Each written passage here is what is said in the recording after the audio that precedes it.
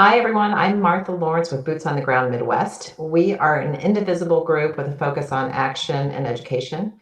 Tonight's workshop is the fourth in a series by Professor Drew Bergerson. If you have not seen his other workshops, go to our YouTube channel. They're amazing and you will learn so much.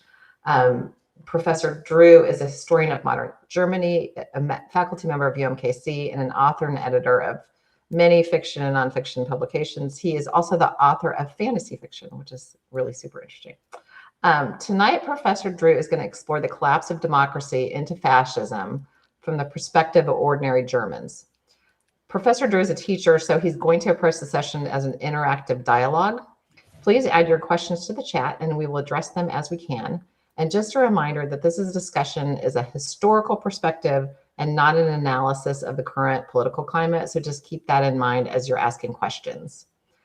With that, I'm going to introduce our amazing guest, Professor Drew, and let me start sharing my screen. Thank you for having me.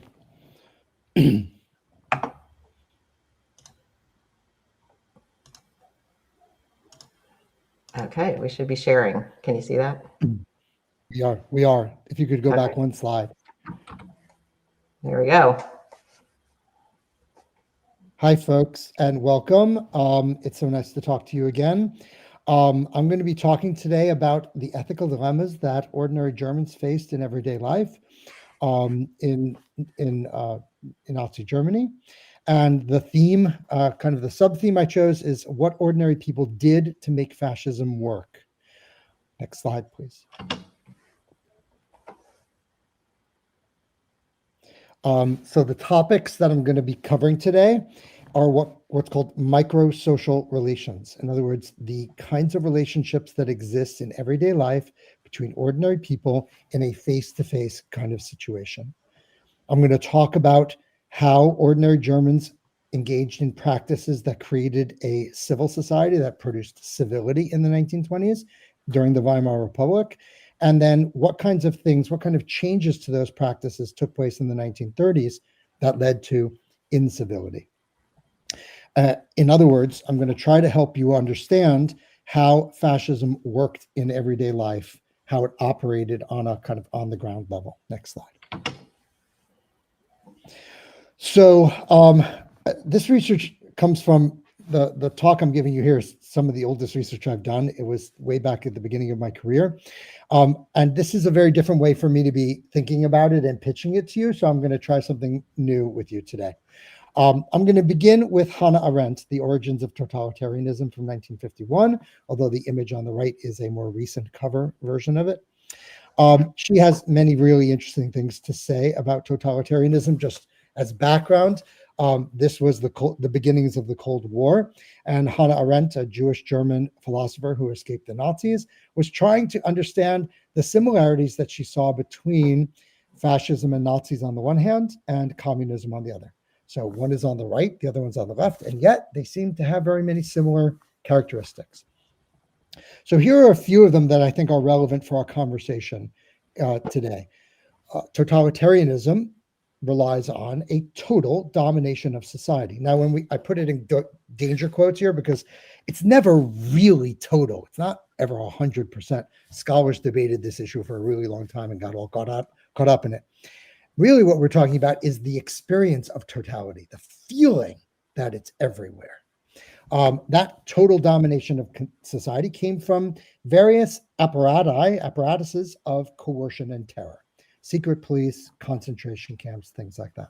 So everything I'm going to say today is predicated on the premise that the Nazis established these coercions, these apparatuses of terror and coercion, because none of the rest of it makes sense outside of that situation. But the second side of the other side, the flip side of totalitarianism, is a total domination of the subject. So not only a sense of a love, admiration, and obedience to a ruler, to a Führer, to a great leader, but also a refusal to distinguish between facts and fiction, between true and false, because your devotion to the leader is so absolute that you allow yourself to be duped by him, and that is a reference to my earlier lectures. The way, for me, the way this comes together is in ethics, in what kind of people we are with others, the self in society. And when I was writing the PowerPoint here, I was thinking about the kind of common excuse that we often heard. I'm being a little tongue in cheek here. Hitler made me do it, right? I was brainwashed. Propaganda convinced me, and I swore an oath, and therefore I had to be obedient. So again, in preparing this talk today, I found this really interesting photograph, recent photograph of a mural on a wall of a building in Hanover, which is not far from the town that I'm doing my research, that I'm going to talk about today. And it's of Hannah Arendt, a rendition of a photo of her that's very famous. And she writes, the quote is, "Niemand hat das Recht zu gehorchen." No one has the right to obey. And what she means, or to be obedient, what she means is that we have an ethical obligation to think for ourselves. That's what it means to be a modern individualist, to think for ourselves.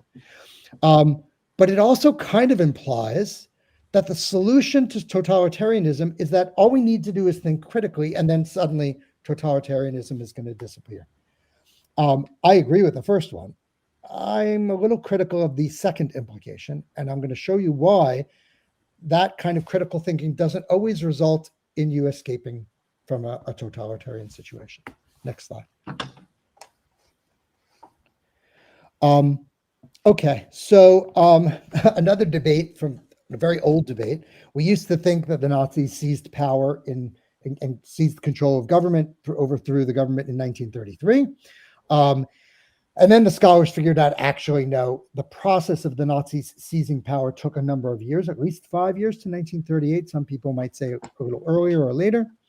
So it was a longer process by which the Nazi Party created a dictatorship, a terror regime. Although, remember, the concentration camps began right at the beginning, right from the start. Okay, so, but as I conducted interviews with ordinary Germans about their experience, and when I spoke to them, many of them said, we lived our normal lives. We experienced normalcy under the Nazi regime. So which one was it? Did people live an ordinary life, or was there a Nazi revolution in everyday life also? In other words, was the regime, were things happening over in Berlin or in the mayor's, even in the mayor's hall, the town council, but really most people didn't feel that in any way? Or was something happening that was making people feel like there was a totalitarian experience, that the Nazis were everywhere? And if so, if the latter claim is true, how did this happen?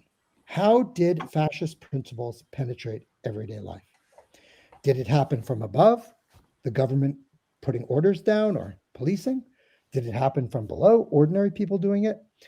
I'm a historian of everyday life, and we like to use the word on the ground. What's happening right at that place where all these forces are actually mixing?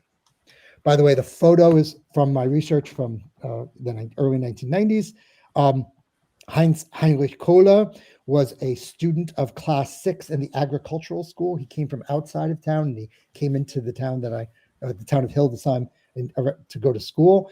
And he painted a picture of what he saw on the street. And this is the title I gave for it, because of the words on it, is "On the 12th of November, vote yes." Because this was a plebiscite, and you could see what was going on the streets that this young boy noticed. Next slide. There we go. So, as I said, I'm a historian of everyday life in German, Alltagsgeschichte. I wrote the book up on the right. This is the English version. The German version came out about 8 or 9 years ago. And it looked at this town in north central Germany and in what's now Lower Saxony. And I wanted to understand, what was the role of ordinary people in these historical processes that seem to lead to extreme violence, to mass atrocities? And in the back of my mind, because I'm very interested in these questions, I also wanted to know, how do we resolve the ethical dilemmas that ordinary people face in everyday life? Next slide. I looked at informal social relations, those relationships between people, not in clubs, not in businesses, not in any kind of organization, just the friends and neighbors you have on the street. What was it like to interact with those people in this era? And so here we have some photos. On the top left, there's an image of one of my interview partners and a bunch of his friends, a bunch of his neighbors. And on the right, one of my interview partners and a bunch of her friends. So these are photos of ordinary people doing ordinary things, hanging out with people, right? On the street, in the fields or on a balcony. And down below them, you can see two very different kinds of photos. One of an organized youth group, the Hitler Youth, marching through town. These are now children who have sworn an oath to Hitler and, or at least are learning Nazi propaganda, and they are representing themselves as Nazis and also as Aryans. And on the right, a transport list of Jews being deported from Hanover. They went from Hildesheim to Hanover, and then from Hanover to their deaths in many cases. This was my question. How did citizens, friends and neighbors, become Aryans and Jews? How did this process of decivilizing, of making Hildesheim incivil, how did that take place? Next slide, please. So we're going to start by looking at the rules and the practices of civility in the 1920s first. Next slide, please. So let's start. I'm going to spend, I could talk about a lot of different things from my book. My favorite chapter, the one that I think is the most successful in making my argument as clear as it could be, is focusing on greetings. Because every time you walk down the street in Hildesheim, you had to greet your neighbor. It was a town of about 55,000 people. It had Catholics and Protestants, it had Jews, it had working class and middle class, it had all sorts of people living in one community, and they all had to interact when they walked down the street. They met each other, and the greeting was that first moment of interaction where a conversation could happen or not happen. It was the basis of civility. This is a photo from a little bit earlier period, from 1919, in what was called what was called Tanzstunde, dance class. Members of the middle class, members of the upper class would send their children to formal dance class. Think of it as like the preparation of how to train a young person to enter into society. Not only did they learn proper dance techniques, this was the first moment that you met someone of the opposite sex if you didn't have a sibling or if you didn't have a cousin. And this was the moment where they taught you how to behave with members of the opposite sex, and by extension, with society. How did you behave in society? So one of the, so they literally taught you how to properly greet your neighbors in this class. So let's start with a greeting. If I was walking, so I'm going to need your help now, Martha. Here. Okay. So we were walking, you and I were neighbors. We lived on the same street, and we walked down the street. What do you think you would say to me? What do you think I would say to you when we encountered each other? I would say, good morning, Professor Drew. How are you this morning? Exact. That was very close. Guten Morgen. Good morning. Oh, yes. Herr Dr. Professor Bergerson, Mr. Dr. Professor, because those are all my titles. Okay. Right. And then, as we're doing that, I, of course, would have a top hat because I'm a member of the middle class. I would tip my hat. And you're a woman, so you would do what? Curtsy. You would curtsy, correct? You would curtsy. And if I was, and while we're doing it, I would look at you right in the eyes, and you would look at me. This was very important to my interview partners. They said that if a person didn't look each other in the eyes, you were not trustworthy. There was one more part of it, and that was I would put out my hand to shake your hand. I wouldn't put out my hand this way. Sorry, it's hard to show this in the screen, right? I'm not putting my hand out for you to kiss it. I'm putting my hand out for you to shake it. And we would shake hands. Okay, so now a little bit more facts here. If I was a worker, I wouldn't have a top hat. I would have a worker's cap. looks like it's not quite a baseball cap. It's kind of like a flat top, soft hat with a rim on it. And if I was a student, if I was a young man going to a high school, I would have a cap with the ribbon of my school on it, which marked me as either Catholic or Protestant, because either you went to a Catholic school or you went to a Protestant school. So everyone knew what the colors meant on the cap. And of course, women sometimes wore caps, but sometimes they didn't, and they were much more decorative, right? Okay. So far, any questions about the greeting? No. But, and then once we greeted each other, right? Once I said, Guten Morgen, Frau Lawrence. Now, let's say I knew your children. Let's just pause on children for a minute. What, do you have children, Martha? I do. I have one. Yes. What's your child's name? Sarah. So let's say Sarah grew up on our street. She's known me and I've known her whole life. I would call her Sarah. I would say, good morning, Sarah. And she would say, Guten Morgen, Herr Dr. Professor Bergerson. Right? Okay. Now, then we could have a conversation. We could have a conversation about the weather. We could have a conversation about whatever we want to have a conversation with. But first we have to do this. And if Sarah didn't do this, my interview partners reported to me that there were instances where someone would grab them by the ear, drag them back to their parents and say, your daughter did not give me a proper greeting. This mattered to people. This was so important that sometimes my interview partners reported that they would go by streets where they didn't know anyone so they could actually get where they needed to go, so they didn't have to greet everyone on the street the whole time they were going. This was a very important performative practice. I asked them, wait a minute, you're middle class. What if you saw a working class person, maybe a communist? You're a nationalist. Would you greet a communist? They said, of course. That's the whole point. Because you would greet them and then you'd leave them.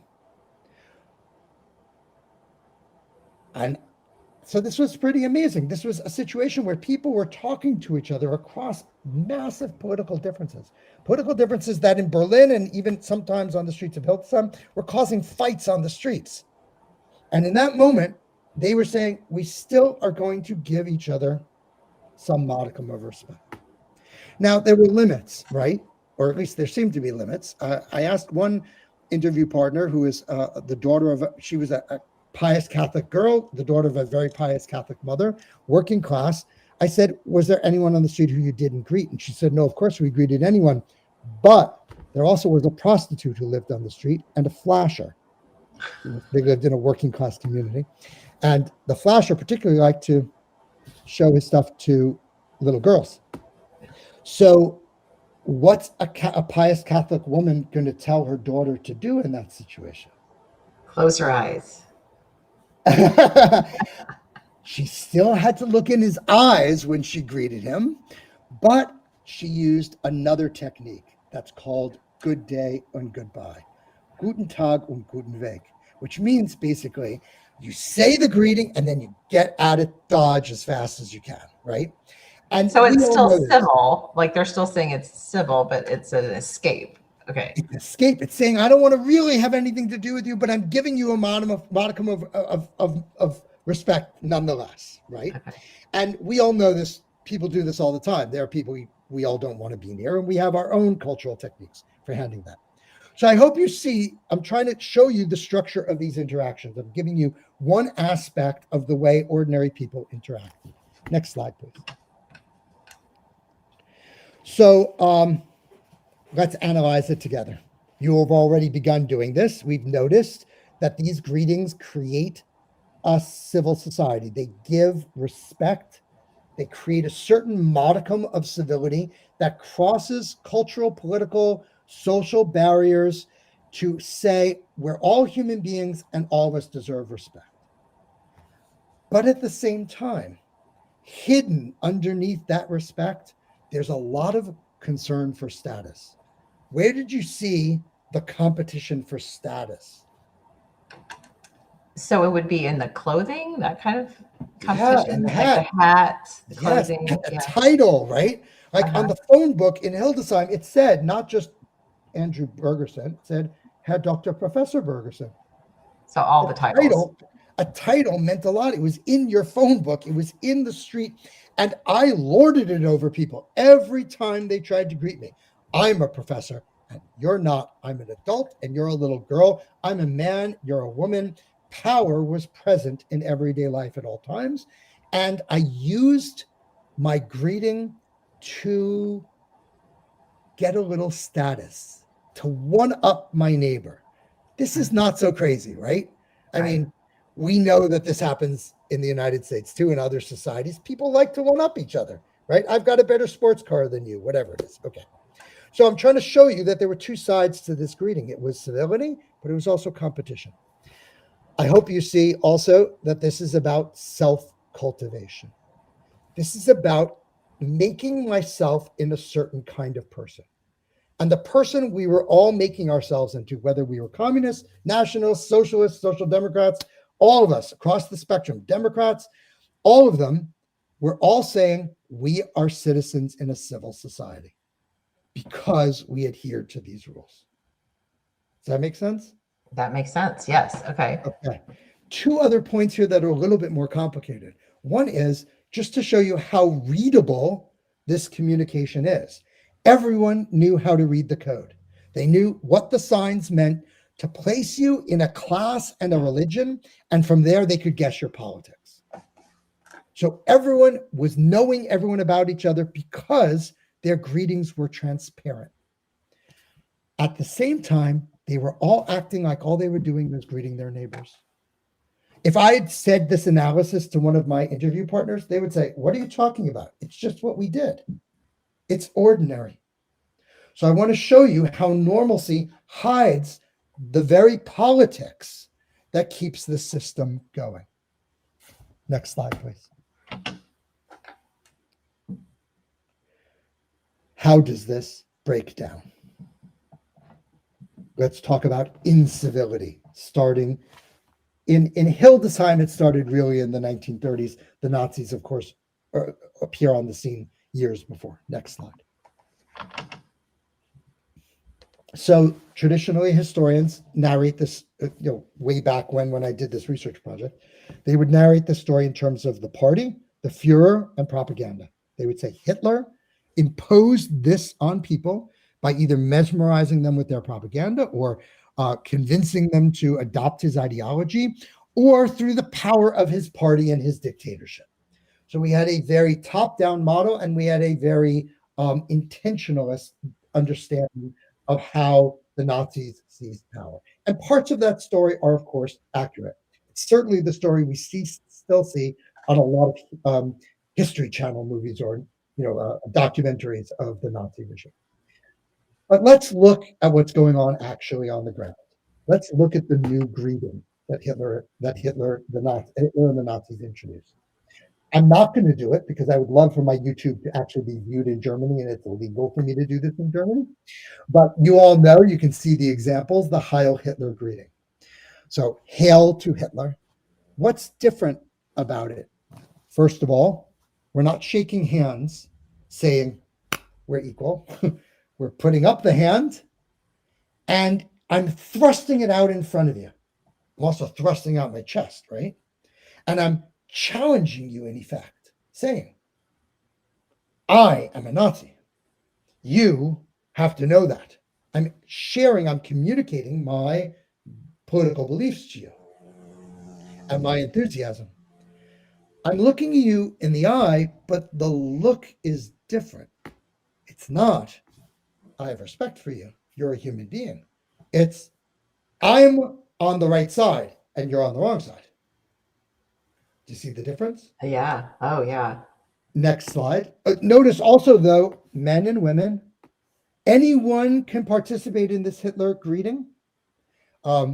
They all are members of a new group of people. They're not divided by class or by religion anymore, with one really important exception. Who's not included in this new people's community? It was called a Volksgemeinschaft, the Jews. The Jews. And everyone knows that. So if you met on the street, what would happen? Give me 5 minutes and we Okay, will. sorry. Okay, next slide. So, what I'm talking about in everyday life, parallel to the Nazi seizure of power in the halls of government, were micro seizures of power in everyday life, where ordinary, ardent Nazis were expressing their National Socialist convictions and challenging their neighbors to come along with them. So here's a photo that one of my interview partners gave me of from 1930 of their Easter vacation.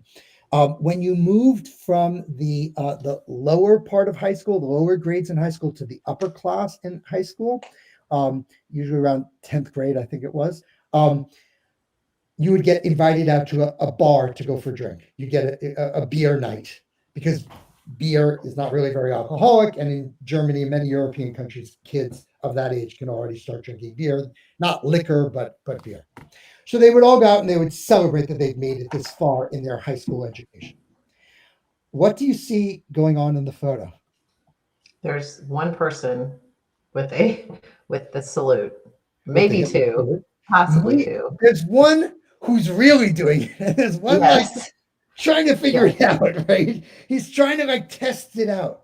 And that's yeah. why I love this photo, because this photo is showing you that already before Hitler seized power in Berlin, ordinary Germans who were anticipating what Hitler was going to do and that he was going to come to power were already expressing their politics in everyday life and basically challenging their buddies to go along with them.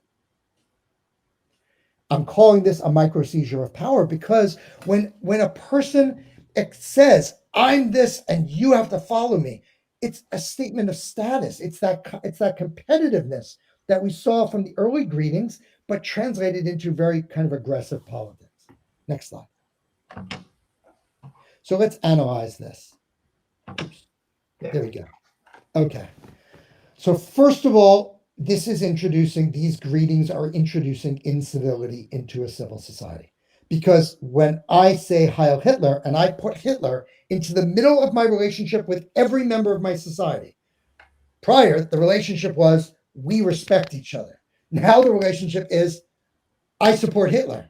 That's the defining feature of me greeting you. I can't even begin a conversation with you until I swear a little mini oath to Hitler. And everyone knew that meant anti Semitism. Anti Semitism was one of the three main policies of the Nazi Party, and it was clear to everyone what was being communicated. The second thing, of course, is that I'm becoming totalitarian. I'm saying everywhere in my whole society, the thing that begins my relationships is my relationship to the Fuhrer and my undying belief in him. So I am creating fascism in everyday life. To use fancy language, I am cultivating an Aryan and a Nazi self by by swearing this oath. Remember how many times you have to greet someone when you're walking down the street in Ilsa. Everyone you know, you have to greet. Every time I'm doing that, I'm saying, I'm a Nazi, I'm a Nazi, I'm a Nazi, I'm a Nazi. And at the same time, when I'm saying I'm getting rid of the Jews, I'm imagining a society where there are no Jews in it, to quote Alon Confino, a world without Jews. I'm cultivating an identity as an Aryan. I'm saying I'm an Aryan now. I'm not a German. I'm a racially superior human being. Notice also at this point, my identity is very communicated. It's even over communicated, right? But here's the catch. When I asked my interview partners, what did you do in the 1930s when the Nazis came? How did you treat your neighbors? They said, we greeted them. In other words, in their experience, in their memory, they kept abiding by the ordinary rules of everyday life. It's just they changed the greeting from one greeting to another, but they kept imagining themselves as ordinary people not involved in politics. So the greeting was still the salute, The not greeting went the from good day any to eye shaking. Hitler. So they're thinking it's the same thing. They're imagining that they're still abiding by the rules of their society, which is to greet. And greeting is not something you think about, or you don't think about it as politics. So the Nazis were really clever. They politicized something that was very at a very ground level, but at the same time, everyone else was trying to imagine that they weren't being political. But I'm going to show you they were all lying to themselves and they knew it. So let's go to the next slide. So here's an image of a street in Hildesheim. The street is called Judenstrasse from 1941. This Jewish street. It was the location of the old Jewish ghetto from the Middle Ages, but it's long since never been a ghetto in that sense. Certainly not in the Nazi sense by this point in time. And let's imagine two people walking down the street in 1935. Okay, so this is a little bit of role playing. If you'll join me. On the one hand, you have a true believer. They call them eingefleischte Nazis, Nazis to their bones, people who really fully believe this stuff. And you're what I'm going to call an ordinary German. I'm going to, by the end of the talk, I'm going to show you this is not a very actually useful term. But besides that, let's imagine yourself, you're an ordinary German, by which I mean you think politics takes place somewhere else. You're busy living your life. You don't want to worry about any of this Nazi stuff or any of the other stuff. You're just happy with your own existence, right? Okay. I walk down the street. I'm the Nazi, and I say Heil Hitler. How do you reply? Well, if I say good morning, then that says who I am, that I am not supportive of Hitler. If I salute, then I'm committing. You see the problem? Yes. And both of those things destroy your sense of normalcy. Both of these things force you to confront an ethical choice in everyday life.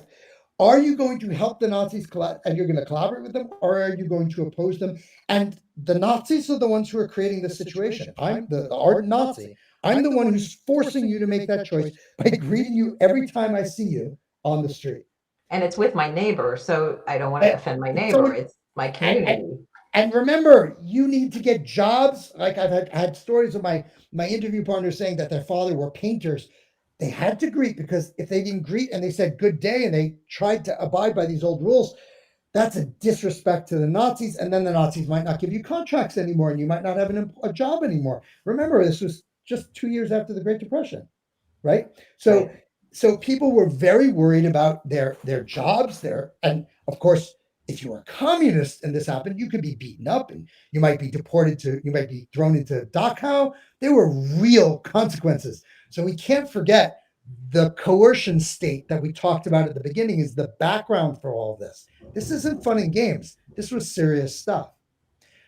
But I want to focus on the third person who's walking across the street from you.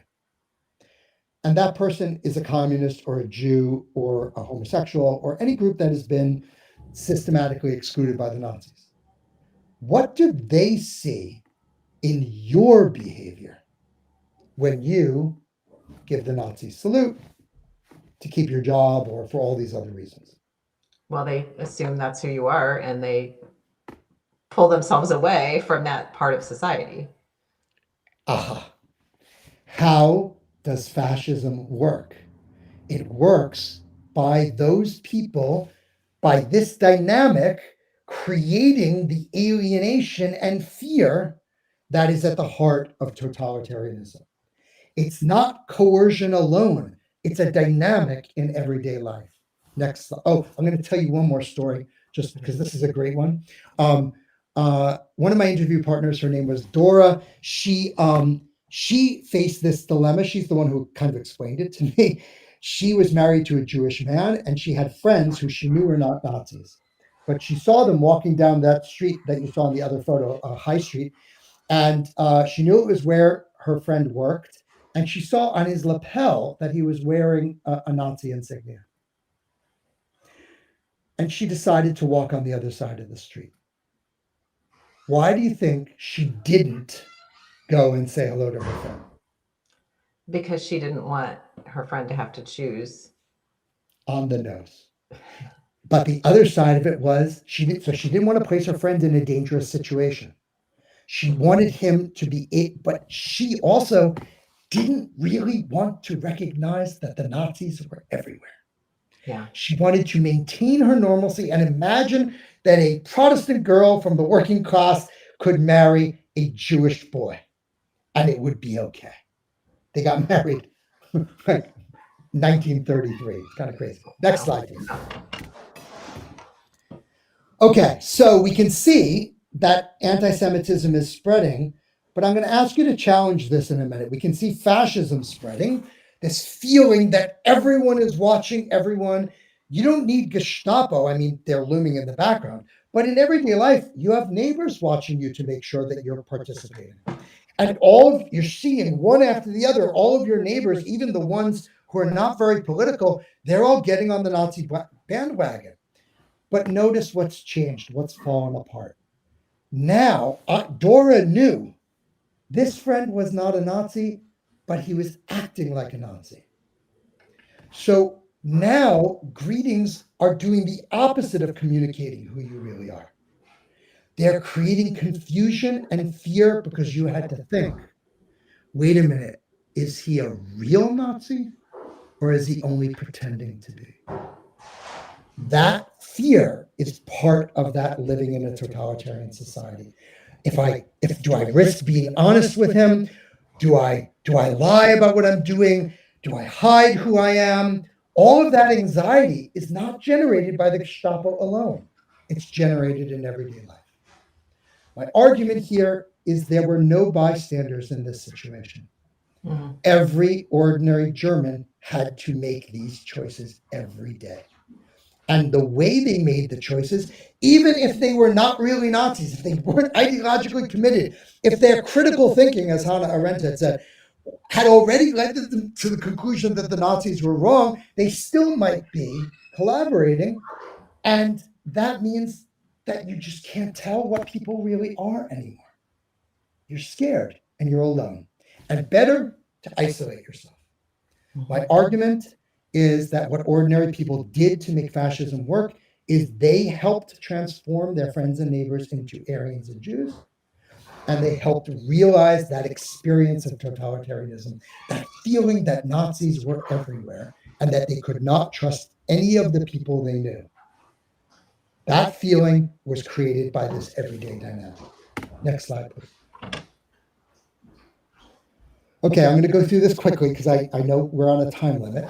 Zygmunt Bauman is a sociologist, a very famous one. He wrote the book Modernity and the Holocaust. And he argued that much of the Holocaust was actually due to factors that were typical of any modern society.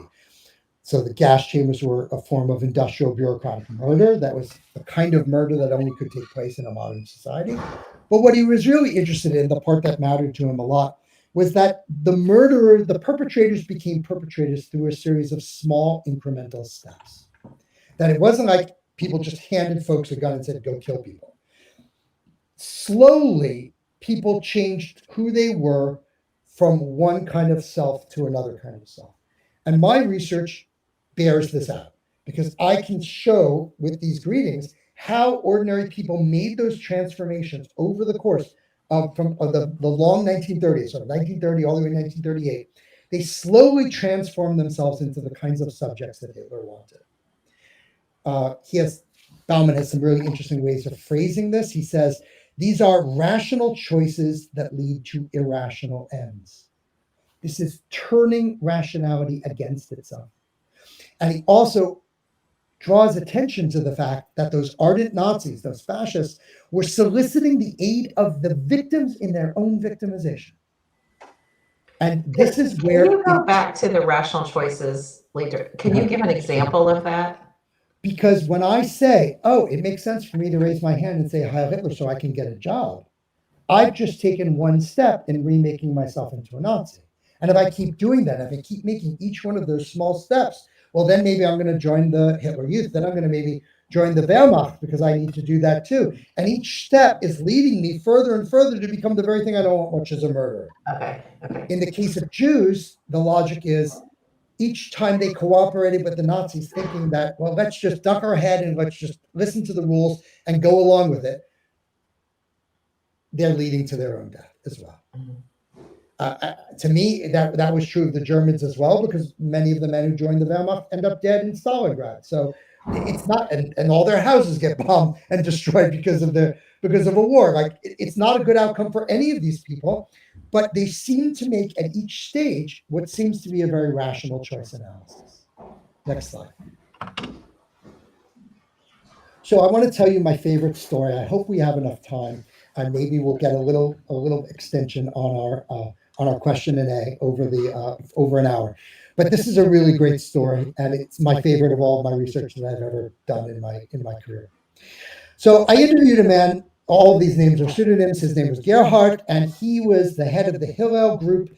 Here's a photo of them, and he would take young Jewish kids on little adventures, even during the Nazi period, to try to help them think of, get out of everyday life. This was a youth group organization, right? Hillel exists today as well, but this was the Hillel group from back then. And they went into the Hildesheim forest, the Hildesheim Wald, in 1935.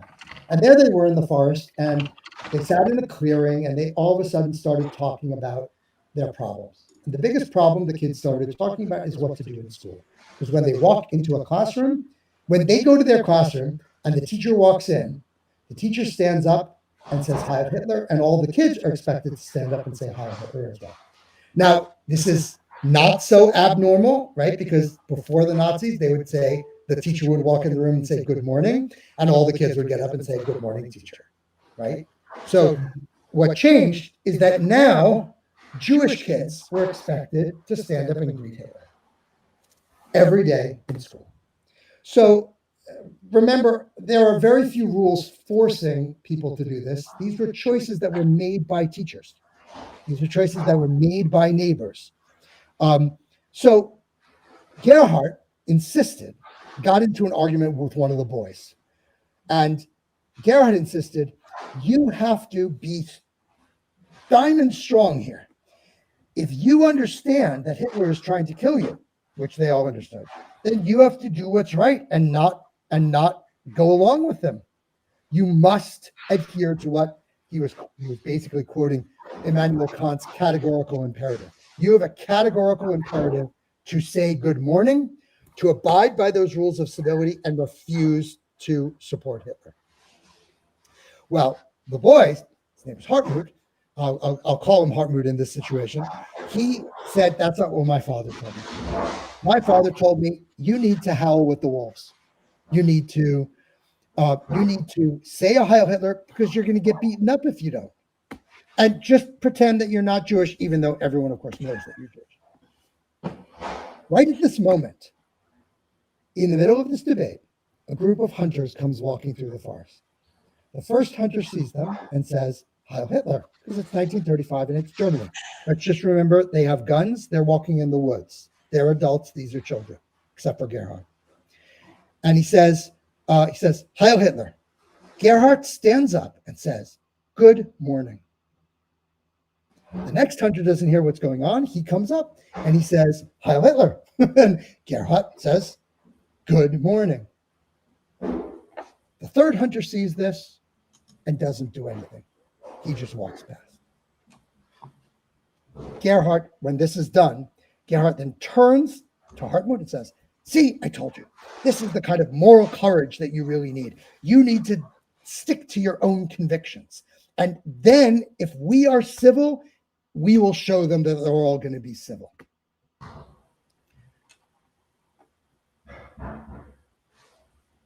So, after the argument ends or seems to end, the last hunter turns around and comes back. And he says, "I'm very sorry. I didn't realize who you were. Good morning." Which means he was recognizing that they were a bunch of Jewish kids. Mm-hmm. And Gerhard loves this. He says, "I told you, this is what I just said. I told you that if you only stick to your guns, you will remind people to be respectful and they will change their ways." Next slide, please. Unfortunately, that's not the end of the story that Hartmut tells. And I know this not because I interviewed him personally, but because when I wrote this article, the first time I wrote this article and got it published, I had the help of a colleague named Paul Steege, who's a dear friend of mine and a historian of everyday life. He helped me think this all through. And he was sitting at a conference in an unmentioned city in the United States. And he was talking to this elderly German man.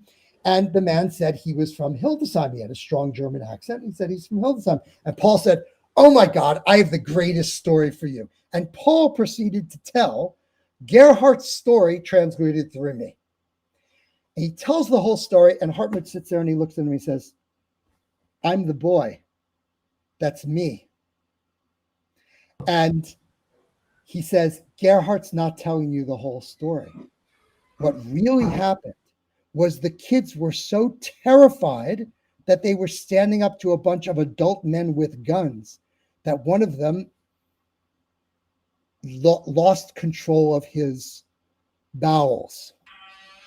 And Gerhard had to spend a whole while in the river cleaning up the boy because he was so terrified for his life." Now, there are also other elements of the story. I got the story by email from Hartmut, but this shows you that the stakes were really high and it was very dangerous what Gerhard did. It could have ended completely differently in this story. Those children could have been beaten up, killed. They were in the middle of a forest.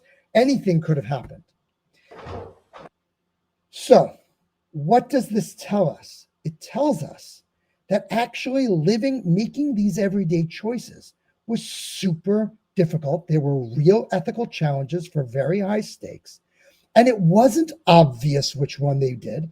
Even these Jewish kids argued over whether they should collaborate or not collaborate with the Nazis. Next slide, please.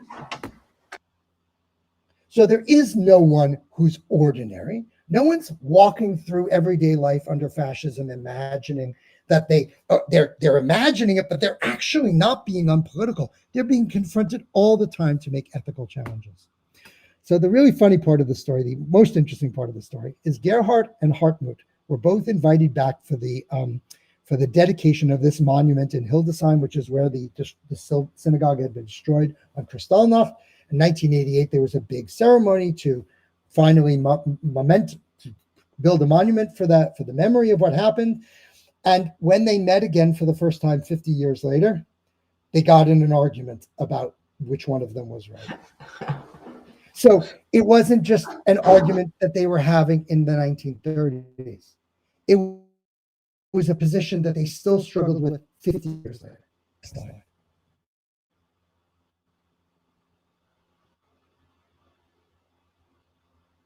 So to conclude, I have some suggestions that I derive from my first book, and that is that one of the things we need to do, just like Hannah Arendt said, we have no right to obey. We really also have no right to be normal. We have to get out of our minds that we are ordinary people and that this thing called normalcy exists when someone is challenging us to participate in a fascist regime or a Nazi system. That's, I think, what both Hartmut and Gerhard realized, but they made very different choices in it, right? They both said, yes, we had to make the choices, but they came up with different answers. I would encourage people to be aware of seeming rational choices that lead to irrational ends. I'm not saying you should do what Gerhard did. I'm not saying you should do what Hartmut did. I'm saying just be aware of it and make sure that you're thinking about this. Watch out when someone tries to solicit your aid in either your victimization or someone else's victimization, to quote Zygmunt Bauman. Watch out as we normalize violence and we imagine this violence is okay part of everyday life. And watch out if someone or something is trying to convince you, or even if you are trying to convince yourself that you're not responsible for the choices you make in everyday life. Next slide, please. I'm going to leave you, I'll end my talk with reading two quotes from my other book where I was able to work this out a little bit better. And you have this book, The Happy Burden of History, is the subject of my earlier talks. They were out of order. I wrote in one of the chapters, we wrote, the four authors and I, we can act responsibly Because we have the ability to respond. We have it within our power to respond on behalf of the victims of history simply because we are already always responding to others. So if we're doing it, why don't we do the right thing? What that means is up to you. And this is the point of the second quote. When it comes to responsible selfhood, there can be no certainty or rest. The responsible self recognizes that there is no self outside of human relationships.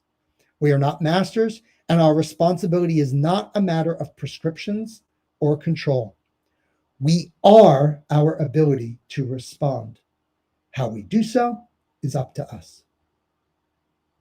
Thank you. Thank you so much. That was really very interesting. We are trying to get the questions off of YouTube. Um, and so I'm not sure. This is our first time. We apologize to everybody. The first time using YouTube for this. So I'm going to have to see if Israel can pull them up for us to get questions. But I mean, I think the most fascinating part of this is the very slow but deliberate evolution that people don't even notice, but they're accepting.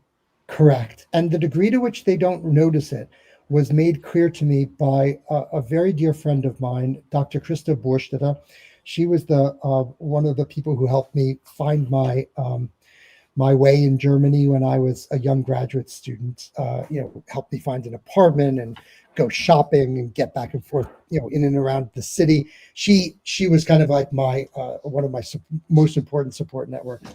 She was a very smart woman. She was a doctor. She supported my research very strongly from a deep Catholic belief and also a desire on her own part to understand what it was that happened to her, her family. What had they done that led to these Nazis? And after I gave a version of this talk years later in Hildesheim, around maybe 2006, so 20 years ago now, she drove me home and she said, in her beautiful English, German accented English, she said, "Andrew, I have always wanted to know why this happened, how we got into this, and I never understood it, and now I get it." So for her, she also so accepted certain things as ordinary parts of life that she never thought critically about those ordinary things in life. And it took an outsider, me, coming in and hearing the stories of ordinary Germans and then analyzing it with research, that she was able to understand how it happened to her and how she slipped in. And that really was one of the most important moments in my career, because I felt like she was validating both our mutual effort that we put out to understand this. So she's so far into the culture of it that she can't see the forest for the trees. She can't see Correct. So the big. anthropologists talk about this. They call it emic and etic. They talk about the position of the person inside the culture and the position of the person who's outside culture. Both have different kinds of knowledge when they talk about culture, and really good ethnographic work. I'm an ethnographic historian. That's what the history of everyday life is to go into the culture and embed yourself in it. Good ethnographic work will work back and forth in a dynamic way between the local knowledge and the outside knowledge, the inside knowledge and the outside knowledge. There were many times when I was able to use that to my advantage to help get information that other people would not get, because I was a foreigner. So I could say, "Greeting, how did you greet someone?" And then I would literally get a moment of Tanzstunde in the living room of my interview partners, where they would teach me how to properly greet. And this happened again and again. They physically showed me what it meant to greet a person properly. But then did they say, but then we noticed that it changed, or did it just That was they noticed the impact, but they didn't notice the process, and the that evolution? required the outside knowledge and the analysis and the vocabulary of research to figure it out. So interesting. Well, we are, I think, getting close to the time. We don't have any questions that are popping up. So I would Okay. say that if anyone has questions, please feel free to email me at martha@bootsonthegroundmidwest.org. That's Sure. Martha, bootsonthegroundmidwest.org. And I will happy to get with Professor Drew and get those questions answered and get back to you, because this is such a fascinating topic.